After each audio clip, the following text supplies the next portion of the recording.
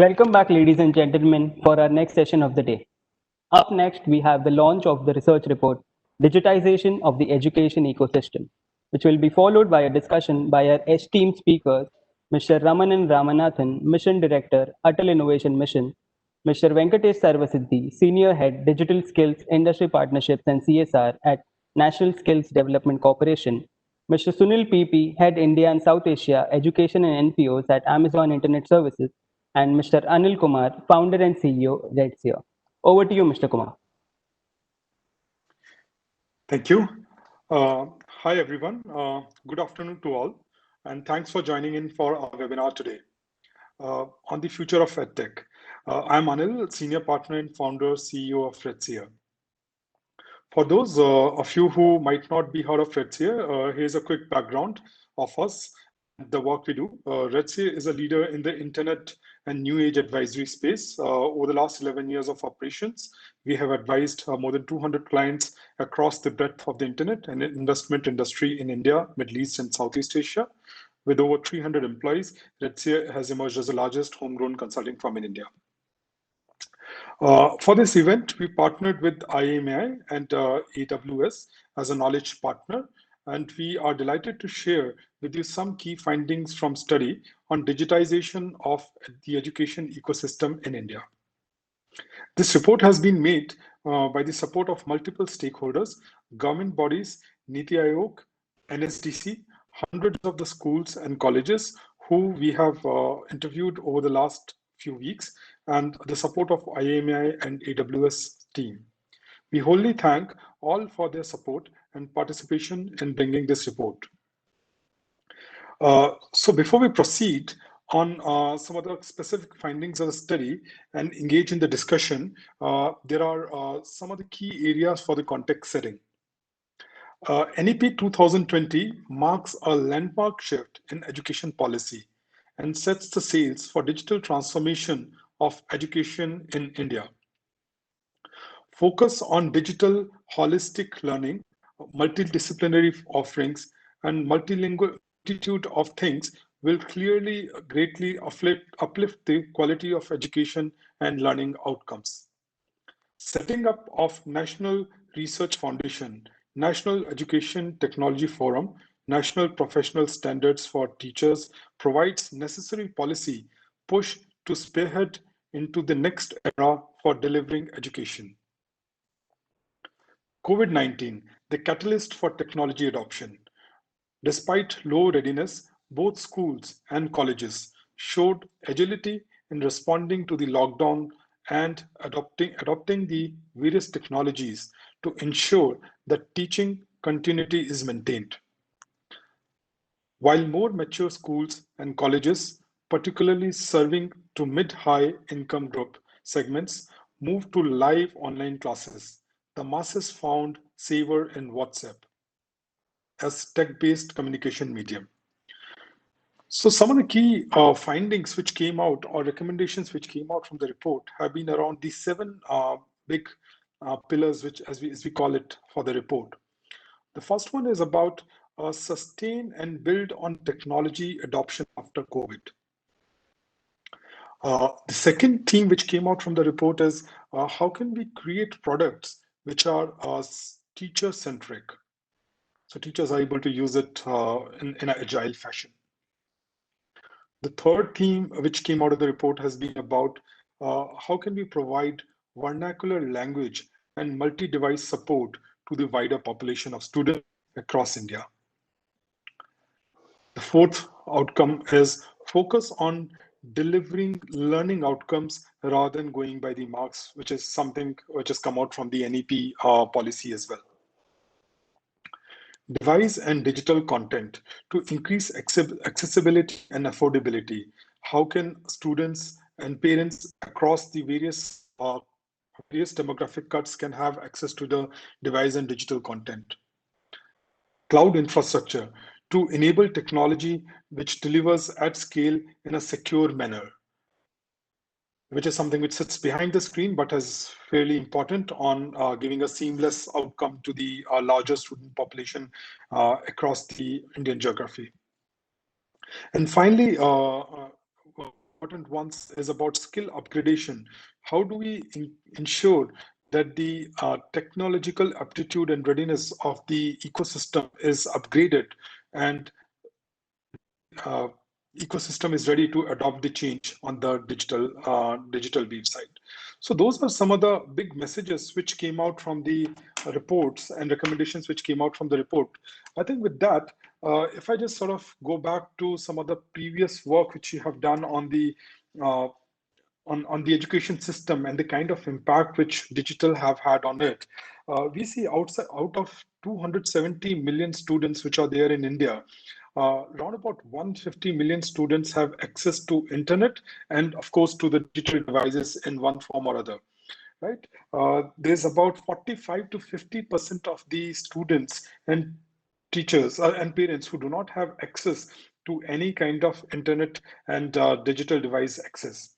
Now that's sort of creating a significant digital divide in Indian education system, where one set of students and parents are, of course, are able to write to this new digital wave of education versus the others which are being deprived of it.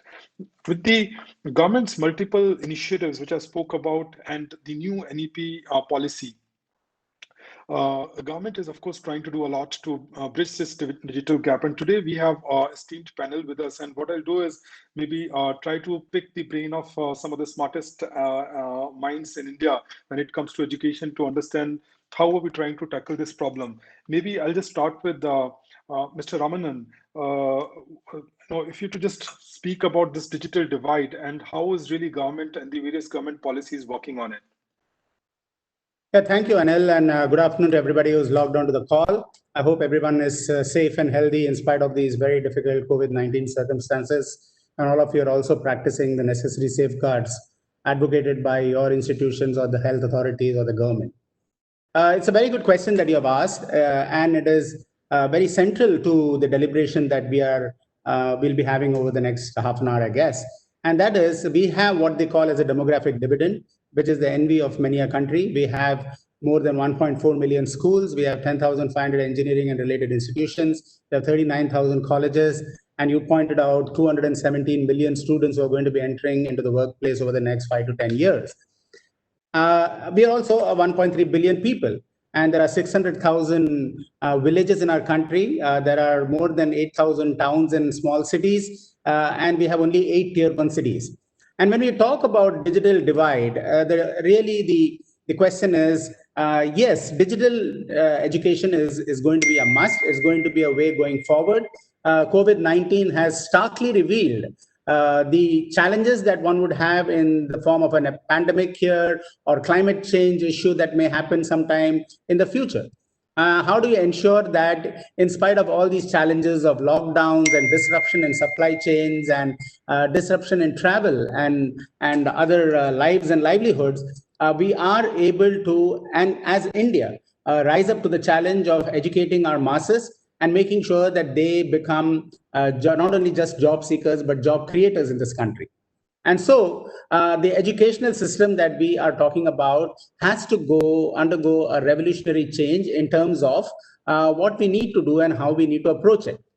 The Honorable Prime Minister, in his clarion call for Atmanirbhar Bharat, rightfully identified 5 pillars which we need to look at if we want to make this entire Atmanirbhar Bharat a reality. And Atmanirbhar Bharat is all about self-reliance, not only for the country, but at the individual level or at a district level, state level, societal level, or at a national level. And if we want to achieve that, we need a high level of education in the masses. We also need high level of innovation, entrepreneurship, and we need to make sure that everybody has access to it, from the remotest parts of our country to the tier 1, tier 2 cities. We have had tremendous growth in our mobile communication systems, availability of mobile phones, smartphones, availability of the internet, but there is still a whole lot of challenges because we have 715 districts, out of which 115 are aspirational districts, which are still at the bottom of the pyramid in terms of access to healthcare, access to education, access to affordable housing, access to clean drinking water and sanitation, and access to basic waste management. So when you have this sort of divide between the haves and the have-not, the second pillar, which the Honorable Prime Minister identified, which is the pillar of infrastructure. How do we address the pillar of infrastructure? Not only the digital infrastructure that is required, but also the physical infrastructure that needs to be set up so that we are able to bridge this gap, the gap between the haves and the have-not, the gap in access. And so it is very important for us to leverage the third pillar, which he talks about, and that is the pillar of technology. The pillar of technology is what is going to drive this addressing of this gap, because technology has become affordable, accessible, available, and advanced. And you have the latest of technologies like 3D printers, robotics, IoT, miniaturized electronics, or augmented virtual reality, all making their advent into the workplace, and upon which new solutions are being developed. And therefore, the acquisition of these skills is of paramount importance, and the leveraging of technology to be able to address the gaps in infrastructure and to address the demographic dividend, who have to be educated and be converted into problem solvers rather than just rote learners, that becomes a very important part of the equation of the solution. And then you have two other pillars that he talked about, which is very important, the pillar of demand. And the pillar of demand with 1.3 billion people actually gives us the opportunity to create a huge number of entrepreneurs to fill the demand. It's not going to be enough for us to be able to depend upon the current job seekers or the current companies who are catering to jobs to be good enough to fulfill the demand that is latent in our country. We don't need to look elsewhere for the demand. Many other countries are flocking to India to fulfill that demand. And if we raise the level of education, innovation, entrepreneurship, skill development in our country to another level, leveraging digital technology as well as looking at the physical infrastructure that needs to be built, that combination is going to ensure that we will be in a position to fulfill that demand. And finally, he talked about the pillar of socio-economic growth, because it is not enough for us to have just 250 million people who are in the middle class and who are rising, and therefore the capability of spending and therefore the capability of growth, economic growth, continues to rise. But how do we also ensure that the 22% who are still below the poverty line, or the 44% who are agri-economy based, how do we bring them into the fold of having all the innovation that is needed in order to address their problems? Agri innovation, biotech innovation, healthcare innovation, waste management innovation, drinking water and sanitation innovation. How do we ensure that we build thousands of community innovation centers and thousands of centers of job creation in the country, rather than have just 8 tier 1 cities trying to fulfill the demand? Now, when you look at all of this, the socio-economic part, and that is having social innovations as importantly regarded as commercially driven innovations, is very important, because unless you have this balance and unless you bridge this economic divide and the digital divide, you will have not addressed the problems of the country. But then, since the new education policy has been rolled out, and it is a game changer in terms of the way it is viewing the India of the future. It is looking at the 5 important aspects which are critical success factors. How do you provide access to high quality education? How do you ensure equity and affordability in the education? Because that is as important as anything else. How do you also ensure quality in the education in terms of standardization, where digital techniques and digital tools can empower as well as standardize in the way education is being imparted, not only to the students, but also to the teachers? And finally, how do you bring in accountability by ensuring that there are monitoring, measurement, and review systems, leveraging technology, leveraging digital technology, which makes it easier for us to know where the gaps are and how to address the gaps. So with that, I'll stop at this point in time. But these are the various things that really come out because of the new educational policy that the government is rolling out, and the importance of vocational skills as much as higher educational skills. In a matter of speaking, we have neglected vocational skills as something, or relegated it to a lower level.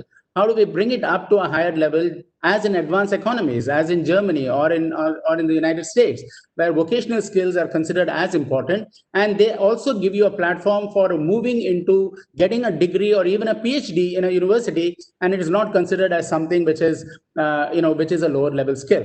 So these are the very important factors which are addressable through the new education policy, and we have a unique opportunity in our country to be able to leapfrog as a very innovative nation, driving education technology or digital technology as a means of education for the rest of the country. Thank you, Mr. Ramanan, for such a insightful thoughts on the digital. May I move to Mr. Venkatesh, and would be helpful to get your views on what are the ways in which we can really fill in this digital divide, and how's government's initiatives helping us? Sure. Thank you, everyone, and also a good afternoon to each and every audience who is connected to us through this platform today. I think first and foremost, I think Mr. Ramanan touched upon the foundations in terms of how big is our country, the diversified ecosystem, and the national education policy. He also emphasized the importance of vocational education. In fact, at National Skill Development Corporation, that's one of the key areas we work on. On July 15th, where we celebrate it as a World Youth Skill Day, the Honorable Prime Minister Shri Narendra Modi ji touched upon the importance of upskilling and reskilling.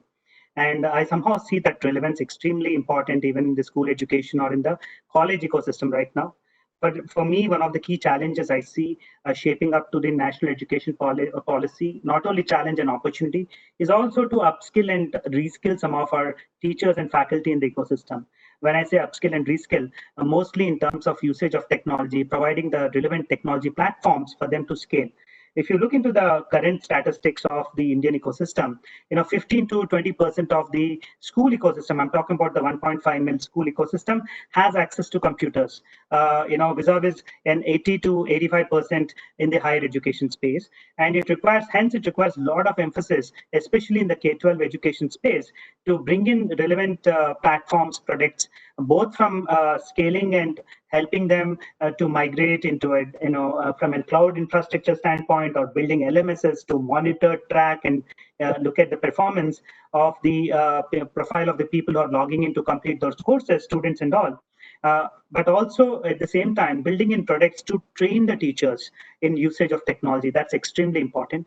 In fact, at NSDC, what we are looking into is a public-private partnership of bringing in relevant people from the private sectors, from and entities that could be from startups to SMEs to micro SMEs to large enterprises to even MNCs to partner with us, so as to solve this large problem which we have in a diverse country. So at NSDC, we have our Pradhan Mantri Kaushal Kendras, PMKK, centers of excellence. These are the skilling centers of excellence established in almost every district. And we have a wide presence. So we have a large training ecosystem. We have close to 20,000 plus training centers, and we have close to 700 plus very good quality trainers and training ecosystem partners. So with this entire ecosystem, we skill roughly around a 5 million kind of a population, out of which 2.5 million are the PMKVY scheme-based programs, and 2.5 are the non-scheme-based programs every year. The opportunity here now we look into as we progress towards the next 4 years, 5 years time frame, is also to build on competencies from a digital standpoint and be an aggregator, bring some ecosystem together to create knowledge partners and networks across the ecosystem. As part of that, in fact, we initiated something called eSkill India. It's going to be a one-stop portal for anything to do with skilling. So, we're actively engaged with many organizations, not only in India, even outside India, to partner with us, to be part of the journey in impacting this large ecosystem. In fact, I'm happy to share, if you talk about any organization, whether it is a Google, whether it is an AWS, whether it's a Microsoft, whether it's a LinkedIn, we are trying to partner with each one of them, bringing in the best of everyone. Because, I don't think one organization or in one company or in one ecosystem will be able to solve this. Multiple synergies have to be established across various partners, not only even from the advanced and well-to-do large organizations, even from micro SMEs, as well as even startups coming together. Because as Ramanan expressed, India is a very diverse and it's a very large country. We have a large population.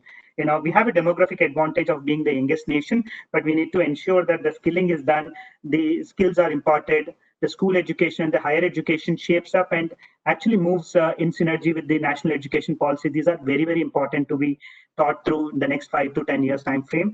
So I would like to, for example, share that some of our interesting startups which onboarded, especially during the COVID times when physical structures were under lockdown, we initiated immediately getting onto the online mode and also enabling our teachers, enabling our trainers in our ecosystem and our training partner centers to adopt to these online methodologies.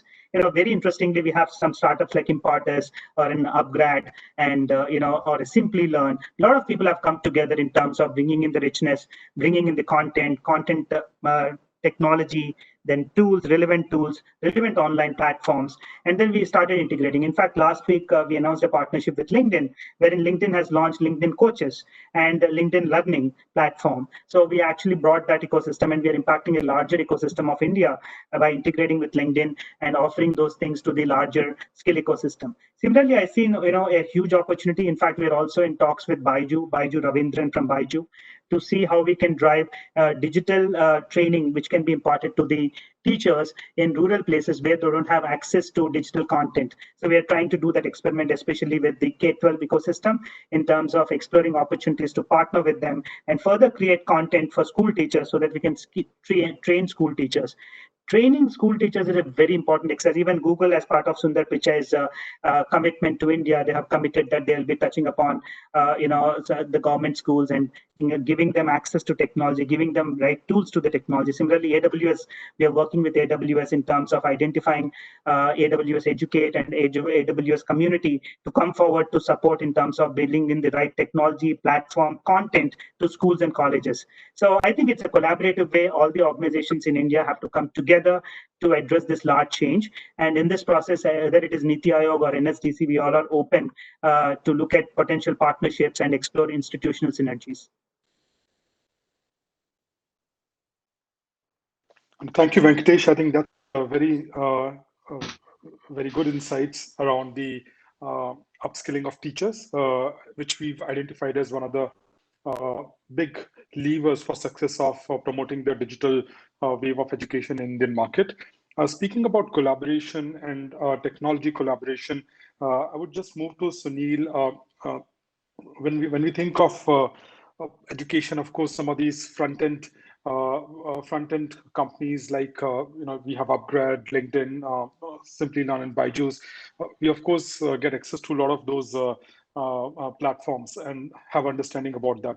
Now, going back to cloud, which is sitting behind a lot of these platforms and is really helping the digital education go to these smaller towns. How is really cloud a big game changer in this digital education ecosystem? What are the kind of challenges which you are facing, and what kind of direct and indirect wins which you've been able to arrive, Sunil? Maybe if you can give some comments around that.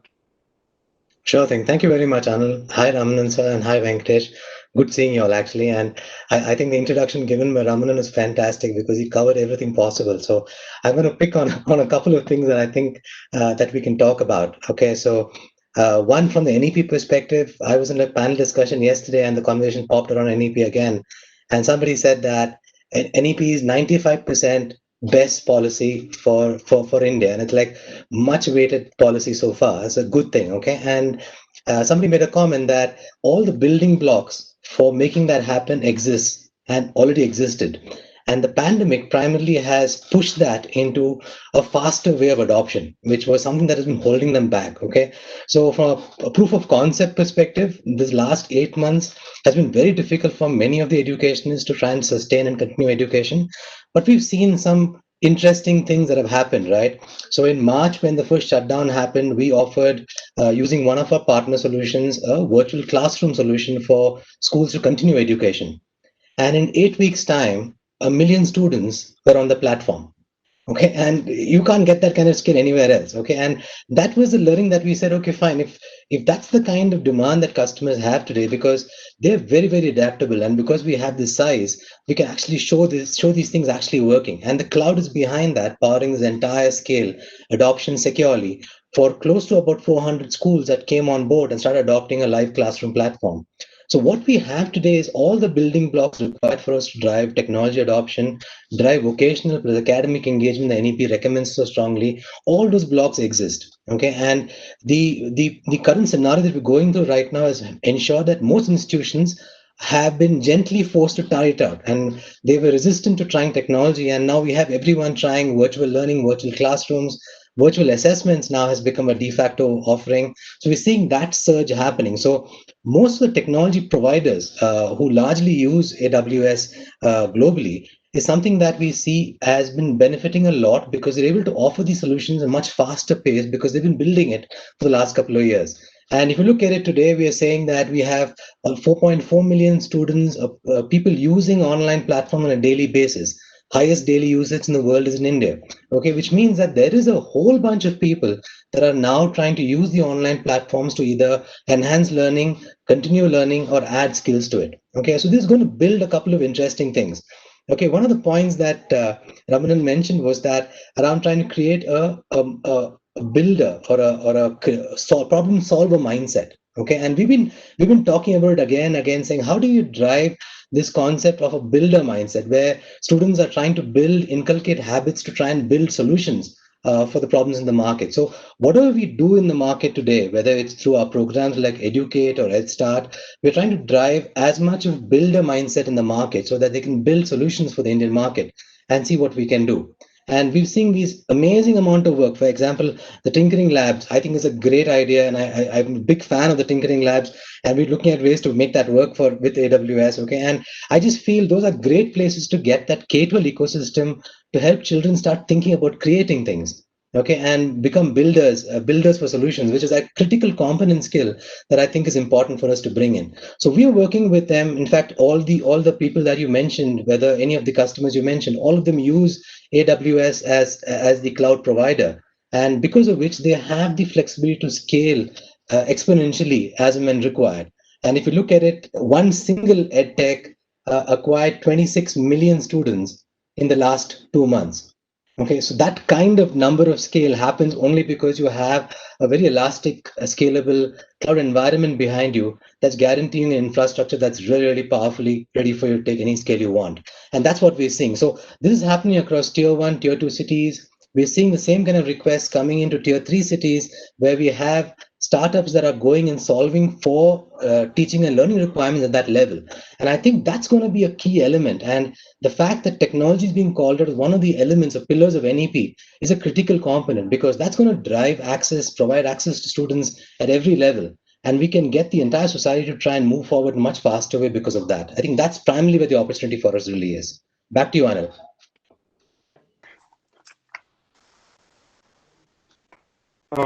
I think that's very helpful. And I know Mr. Ramanan has to leave a bit early, so maybe the next one I'll direct at him.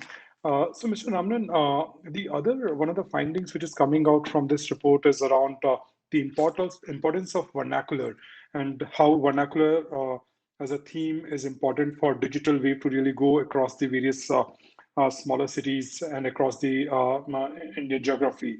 What is your observation on that? Since when we think of technology, primarily a lot of it is in English, how do we break the barrier of that and put it across to the larger population? Yeah.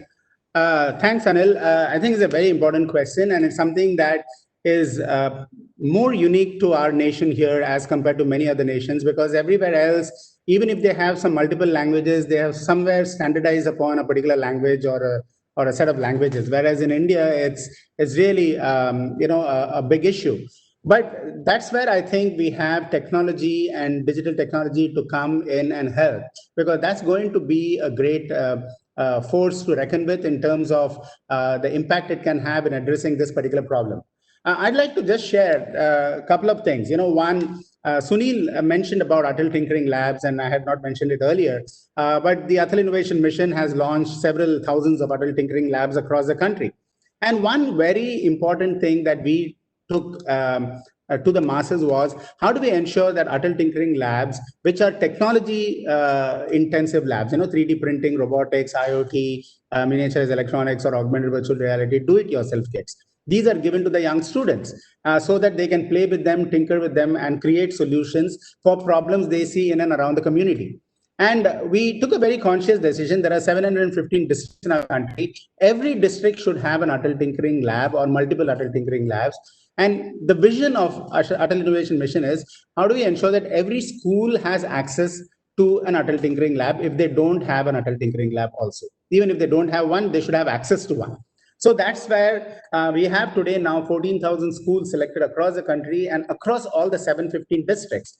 And in most of the other districts, other than the tier 1 districts, actually the innovation happens in the local languages. The students operate in the local languages. We encourage them. We said we run what is known as a tinkering marathon every year. And this tinkering marathon, we just give challenges. We say, can you identify problems that you see in and around the community in these 8 different areas? Healthcare, smart mobility, water management, electricity management, and so on. So at a very broad level, we give them the challenges and then say, you identify the problems and you identify a solution. So we want to stimulate in them the problem identification capability and the problem solving capability. And 70% of the schools actually respond with the actual prototype of the innovation and a description and a presentation in their local languages. And we judge them based upon that local content. And we were very particular. We said, don't try to express your innovation in English. Express it in your mother tongue or the language which you feel most comfortable with. And you know, the beauty of innovation and skill learning and problem solving is that whatever language you speak in, that innovation becomes self-evident because of what the ease with which the person is communicating, as well as what you're able to see. So out of the 70% of our Atal Tinkering Labs are government-aided schools in tier 2, tier 3 districts and rural India. 70% are girls and co-ed schools. And in the last tinkering marathon, this is another observation that I wanted to make, which I forgot to make earlier, is this gender disparity that we talk about, you know, in terms of education and the impact girls can have and women can have on the entrepreneurial innovative ecosystem in India. It is absolutely mind-boggling. 45% of the Atal Tinkering Marathon winners were girl students.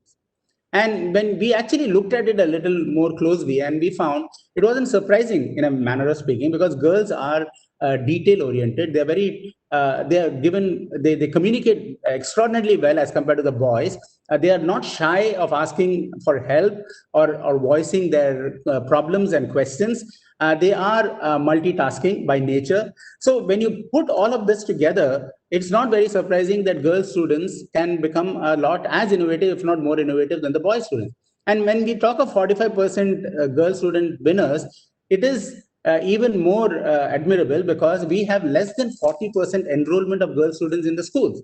So now, when we bring all of this, the multilingual part, technology can play a big role in addressing many of these problems, not only from the point of view of communication, but in terms of the teaching itself. And secondly, you are able to now, you know, with Amazon and all, you know, the Alexas and all of that in the world. In fact, I was just, before this, I was on a jury call where AI can be used in teaching.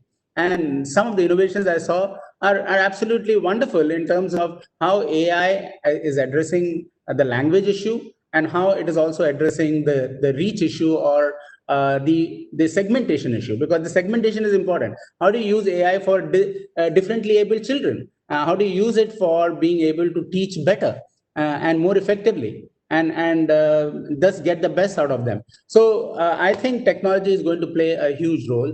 The other thing that I want to emphasize is the importance of private sector, public sector partnership in this entire exercise, and that is what the NEP has also focused on quite well.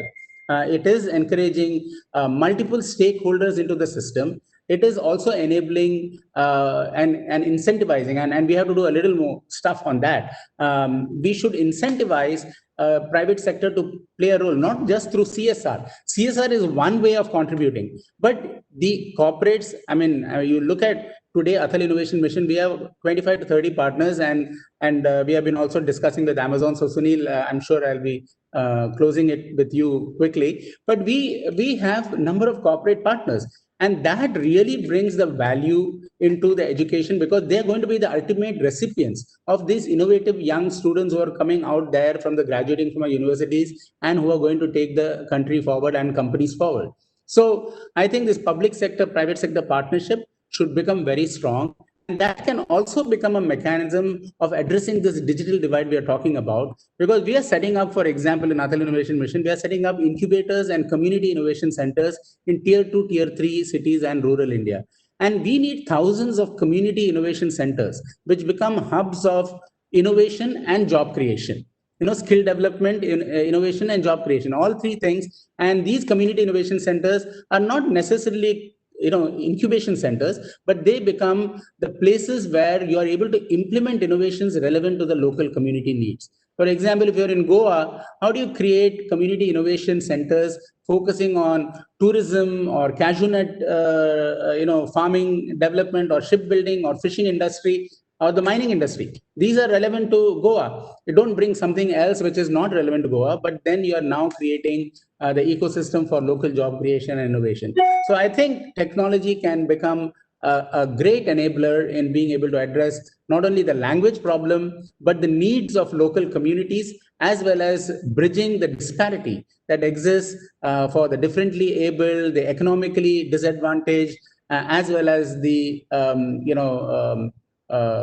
lack of infrastructure, which sometimes exists, and where digital infrastructure can fill the gap.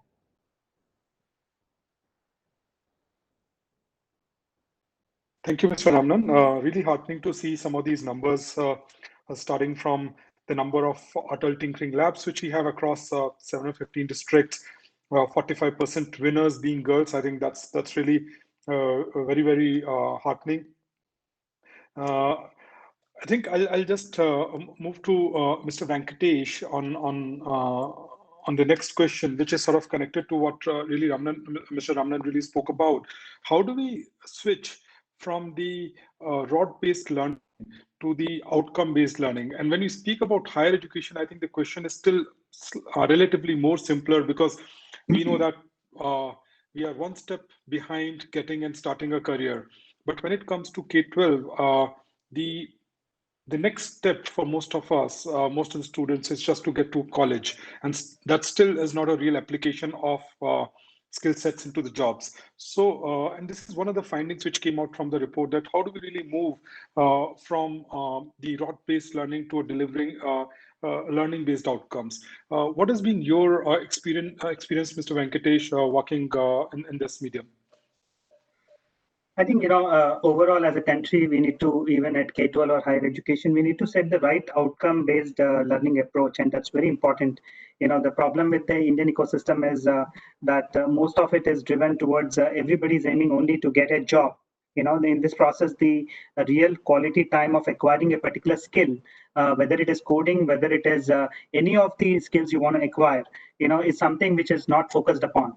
And also, if you look into the even in the Indian IT ecosystem, in the Indian ecosystem of IT and software engineers, there's a lot of reskilling which is happening even in the larger organizations. If you look into Infi, Wipro, TCS, HCL, Cognizant, TechEms, all of them are actually reskilling their talent. And when the reskilling is happening at that level, imagine what is required in a school level, where the curriculum updates are not up to the mark, and of course a lot of work has to be done.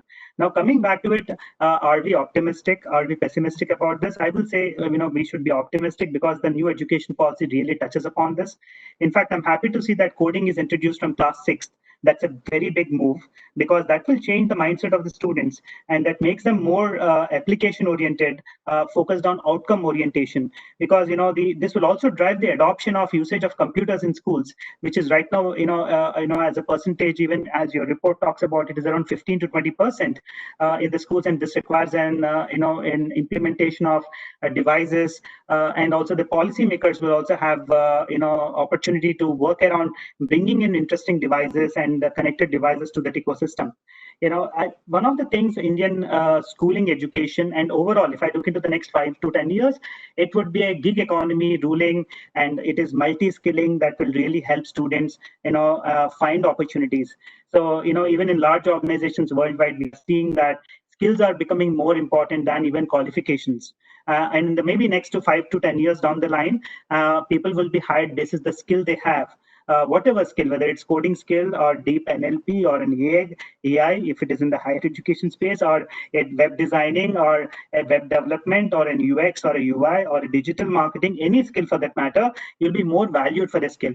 And it is not necessarily that the individual just focuses on one career. There's an opportunity in the gig economy to be a freelancer, and that's an wave which is going to take up in the next 5 to 10 years, and people may not be doing one job at one time, and maybe they'll be doing multiple jobs at multiple time. And there's a very nice research review I was reading at one of the authors of Harvard. It says that in way back in 1990s and 2000s, when you have to buy an cassette which has 7-8 collection of songs, and you may not like 5 songs, but you like 2 songs, but you need to pay for the entire stuff. And then can CDs, again, you have a choice of selection. But look at the way Apple has completely changed the ecosystem. With Apple iTunes into the ecosystem, you only pay for what you want. And I think even the organizations, as they go forward, they can't be hiring people and just confine them to one particular role, one particular organization. You need to sit in office from 9 to 11 or 9 to 12 or 9 to 6, depending on time zones. It's an interconnected, interoperable, anytime, anywhere access, and people are experimenting that in the COVID time. So, this kind of an opportunity gives a fantastic leverage for the gig economy. That means they can do multiple jobs. They need not work with one organization. They change their mindset from being a job seeker to a job creator. And that mindset change is very much important. One of the things I see as an advantage of Atal Tinkering Labs or Atal Innovation Labs in colleges is people start thinking of a different wave, a different, different opportunity for them. It is not just about getting a job, but how can I create? How can I can be an innovator? How can I create a job for others? That mindset is very much important. I think that thing will slowly take on, and you will see more of the younger generation now focusing on starting things of their own, which we already see. For example, India has almost 4,800 tech startups. I don't say all of them may succeed. Maybe 10% of them may succeed, but look at it when you look back 10 years back, to a current situation right now. People are getting inspired. They are doing new things. And this education system, with the new education policy, what we launched, I think curriculum, fixing of the curriculum, giving flexibility to people to do what they want, rather than just doing those set of courses to complete a degree. I think that will slowly get shaped off, and then you will see a new evolution of flexible modular learning, where content becomes accessible to everyone, and the dependency is on you to pick up the right thing so that you can invest on your right way of learning. And government giving that flexibility, I think it's going to be a great time for the next 5 to 10 years. Of course, the HR and the organizations have to change in terms of how they hire. Because they need to hire more on skills rather than degrees. That's very much important, because right now, any of the jobs says either you're an IIT, IIM, FMS, or top tier. That has to go. I call it, that's called more like a racism. Opportunity should be given to everyone, irrespective of which college you come from. An opportunity should be at the bottom of pyramid in terms of identifying and finding the capabilities from a skill point of view. Whether you have the skill, you get the job. Don't worry about what qualification. I think that's how I see the next 10 years to be.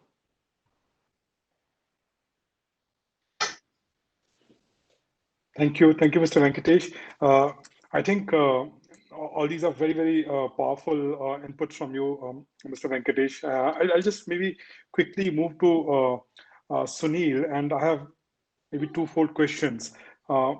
One coming from all what we heard between Mr. Ramanan and Mr. Venkatesh, right? So we're speaking about the importance of vernacular and learning-based outcomes. Now, I mean, as an employer, if you look at AWS, right? So people who are trained in vernac, they are not great in English, but really solving for a practical problem. What is the kind of a roadmap of or growth or even an entry which they can have with an employer like AWS? Is that something which they can really aspire for, or do you think that's a problem which cannot be solved in now or 5 years or 10 years? I mean, sorry to put you on the spot, but just trying to ask a very, very practical question. So I'll even answer this question slightly differently. Okay. So the kind of hiring that Amazon does is a broad spectrum. So Amazon has a very large ecosystem of people that primarily service customers either on the online platform or AWS, and the skill sets are very different. And that range can go across multilingual. There really is no problem at all. So we have a lot of people that are working there. I'm going to take this slightly differently and pivot the discussion around something that Venkatesh just mentioned, that customers are realizing around how they can actually use and pay for only what they consume, okay, which is fundamentally how AWS works. So many of the institutions in the country today are realizing that they can create virtual lab environments for students to go and try out and work on practical environments without actually spending on buying large hardware. Okay, so virtualized lab environments are becoming acceptable, which was not the case earlier. Okay, and this learning primarily allows institution customers to actually look at prioritizing their spends rather than investing in a large lab.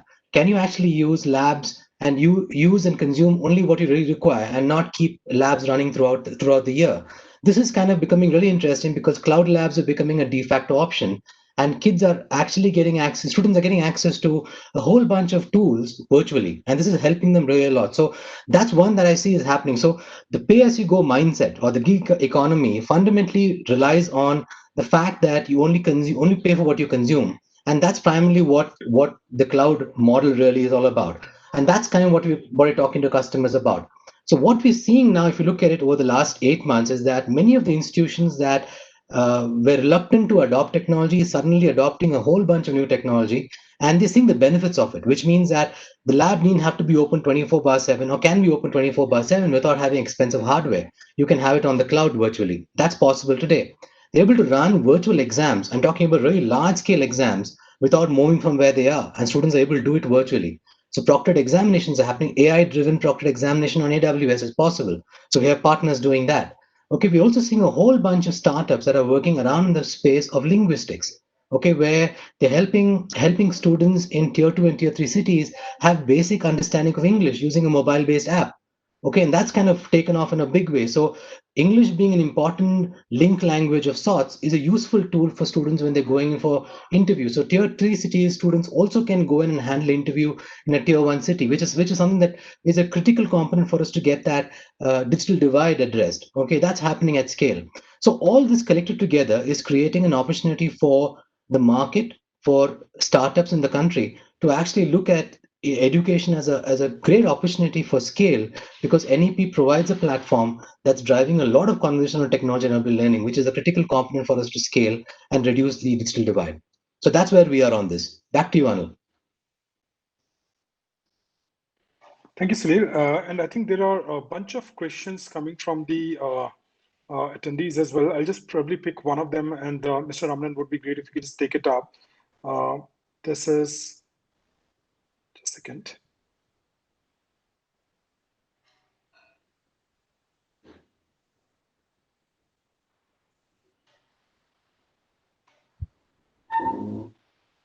Okay, I think I'm not able to locate the question, but essentially, I think the question is broadly around while there are a lot of solutions which have come in from the private platforms, which are very expensive and only very few can afford, how can we democratize and bring down the cost of these online platforms? Of course, you spoke about some of it in your previous talk, but maybe a quick answer on that would be really helpful. Yeah, I think it's a very good question. In fact, this is something that we are working on. There's going to be a lot of innovation that is required to address this. For example, satellite technology. How do you use satellite technology, which is today primarily one-way technology, but which has access across the entire nation? How do you make it interactive? How do you build up set-top boxes which will enable for instance, two-way communication between the teacher and the student, or a group of students who are sitting in a village classroom, and be able to access it, because TV is accessible, satellite is accessible. Secondly, 5G technologies are going to play a very important role. I think the rollout of 5G technology is going to make communication access much easier. Two-way communications would be possible, and the bandwidth in terms of content dispersion as well as accumulation will be huge.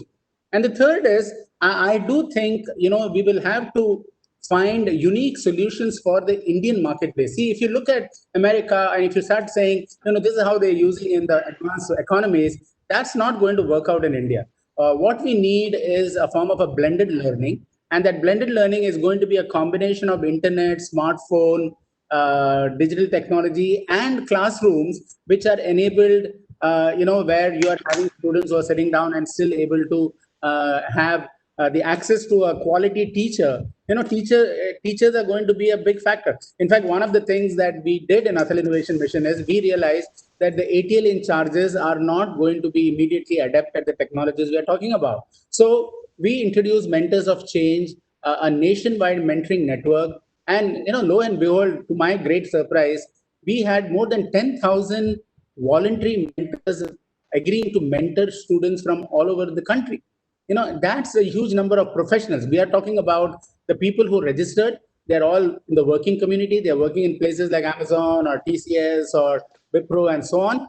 They are teachers, faculty from universities. They are PhD students, final year students who said, we would like to spend our time volunteering. So it is this mass movement of mentoring where students who have been there, done that, have that knowledge, and are able to impart to the students through these blended learning mechanisms. We are introducing, for example, mobile tinkering labs now across the country, and mobile tinkering labs would just allow this just a van fitted with all the mobile tinkering technologies to go sit down in a particular community, have all the students come there, get practical exposure to the tools, and be able to address these problems. So I think these are some of the ways in which one has to address. And I'm sure technology is going to be still a great enabler in enabling this blended learning and unique learning to our Indian environment. Sure. And Anil, if I Thank can you, add Mr. a Ramnan. little bit there, Venkatesh here, the question specifically was how do we bring down the cost of the various courses available in the ecosystem? And that's where I think Amazon can do a great job of regulating this. If they can have a Republic Day sale and then Independence Day sale, they can throw out saying that, hey, this is a Teachers Day sale wherein 50% off on all the financial courses and maybe for 60% off, and bring in the courses from edX, Coursera, Simply Learn, aggregate all of them, bring down those price points, and that requires regulation in India. That's very important. There's no one single aggregator competitive space which can bring down. In fact, it's a very good business idea for many of those guys who can look into, and Amazon can do a great job when they can do it with the commercial goods and the products. Of course, they can do, because if you look into Netflix and let's say Amazon Prime, the Indian charge, the price points are much lower than the US price points. And for a student to spend 5,000, 10,000 on an Coursera or an edX or any of the MOOC platforms where he wants to take a certification, if you can bring in a large aggregator, bring in all these players together and start giving discounting to the students and let those price points can come down. I think it's a pretty much doable business model which can impact a lot of students. We need to regulate those price points and make it more competitive. No, makes sense, Venkatesh. And in fact, I was about to ask the same question to you. And just an extension of that thought, in terms of the partnerships which you've been having with various education platforms, which you just spoke about, in terms of reskilling teachers and all, have you seen the other side of it as well, where some of these platforms have really come forward and said that they would subsidize the cost of education for the larger student population on the next 500 million? And have there been some of those developments as well? Of course, yes. There's a lot of positive momentum from each of these organizations. The large ones, especially the big guys, whether it's Salesforce, Microsoft, Google, LinkedIn, AWS, and all of them are willing to contribute to this ecosystem. They're actually, the courses what we offer through NSDC and through a partnership almost cost nothing. It's free of cost, because we can, a person in Delhi, sitting in Delhi, for him, 500 and $1,000 means nothing. He can easily enroll into those programs. But if I look into the districts which are relatively at a lower earning capacities in terms of people's spending power is concerned, so we ensure that all our partnerships are free of, the content is offered free. Even the certifications are offered at a bare minimum cost or discounting costs. And in fact, some of those organizations have even partnered with us to offer certifications also free. For example, I'll share with you, from a pre-COVID to now, our eSkill India portal has seen 1,500% increase in the participation. The number of people who are enrollments are going up. And not only in the technology side, for example, we partnered with English Score.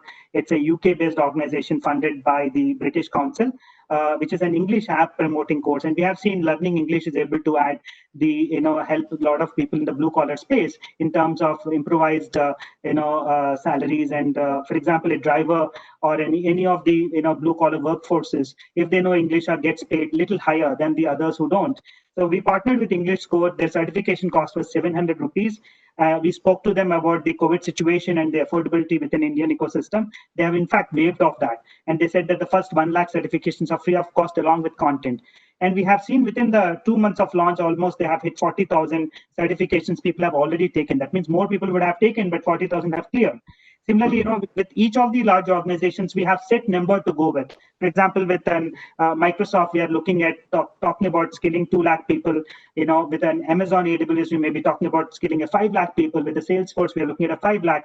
So all of these, content, courses, certifications, industry is more than happy to come forward and support. I don't see a challenge there.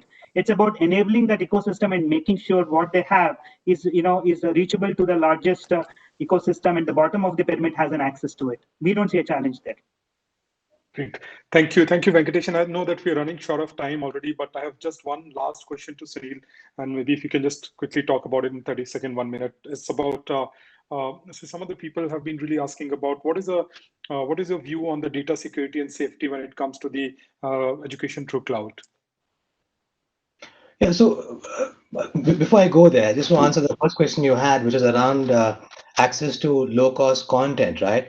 The AWS Educate platform gives access to enough content for anyone to take fundamentals of cloud all the way to AI free of cost. So you have that available for you. Anybody in the country can actually go in and log on to AWS Educate and have access to this content if you're part of the academic system. Okay, that's on the part. Okay, with regard to the question around security, right? We've been in the business, we are one of the creators of this platform. So there is enough experience over the years with millions of customers are daily using that platform right now. There are enough systems in place to ensure that we have an absolutely robust system when it comes to security. So if you look at the referenceable customers that we have across the world, right? Whether it's Netflix, whether it's Uber, okay, these are customers that rely on AWS to primarily provide that last minute connect to you. And that primarily is happening because there's a very secure infrastructure behind it that's supporting it. So that's really not really much of a topic there, but that's where it is right now. Thank you, Sunil, for your views. Thanks, Venkatesh, for taking our time. It's been a really enriching discussion, very, very insightful. And I'll pass on to the host for the next steps on this. Thank you very much for being part of the discussion. Thanks.